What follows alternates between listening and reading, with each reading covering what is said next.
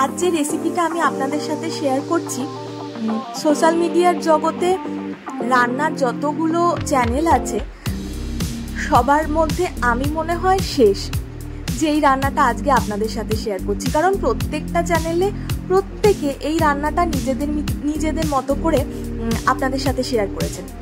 যাই হোক, শেষ হলেও আজকে কিন্তু আমি আপনাদের সাথে রেসিপিটা শেয়ার করছি। রেসিপিটার নাম হলো ক্ষীরোদ কাতলা। খুব সামান্য উপকরণ দিয়ে খুব চটজলদি কিন্তু রান্নাটা হয়ে যায়। আমার কাছে এখানে 3 পিস কাতলা মাছ ছিল, বড় সাইজের। মাছ 3টে আমি গোলমরিচ আর নুন দিয়ে মেখে রেখেছিলাম। তারপর কড়াইয়ের মধ্যে সাদা তেল আর ঘি দিয়ে আমি মাছ 3টেকে ভালোভাবে ভেজে রেখেছি।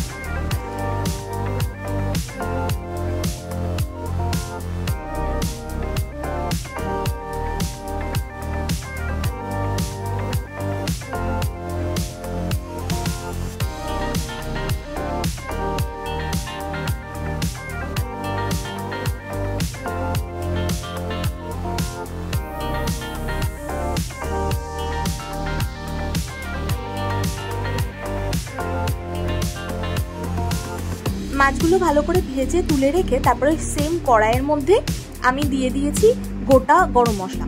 গোটা গরম মশলার মধ্যে যেমন আমি দিয়েছি এলাচ, দারচিনি আর লবঙ্গ।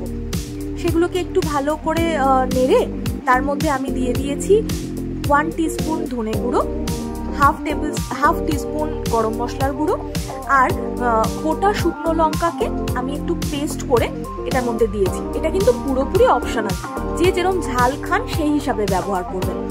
আর একটা বড় গোটা টমেটোকে কেটে তার বিচি ছাড়িয়ে কুচি করে দিয়েছি।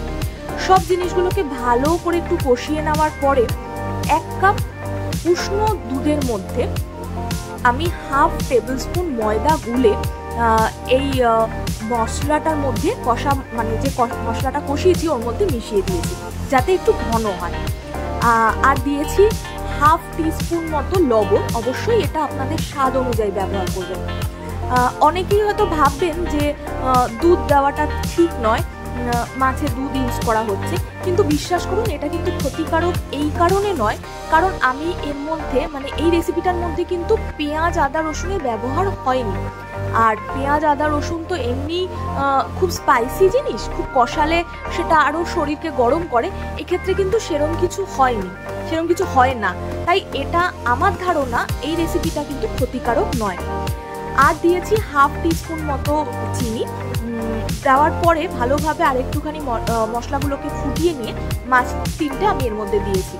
দিয়ে এরপরে যেভাবে আমরা মাছের ঝোল করি একটু ঢেকে ভালো করে মাছগুলো সেদ্ধ হয়ে গেলেই আমাদের রেসিপিটা কিন্তু পুরোপুরি তৈরি। একবার বাড়িতে ট্রাই করে দেখবেন, ভীষণ সোজা, ভীষণ চটজলদি হয়ে যায় আর খুব টেস্টি।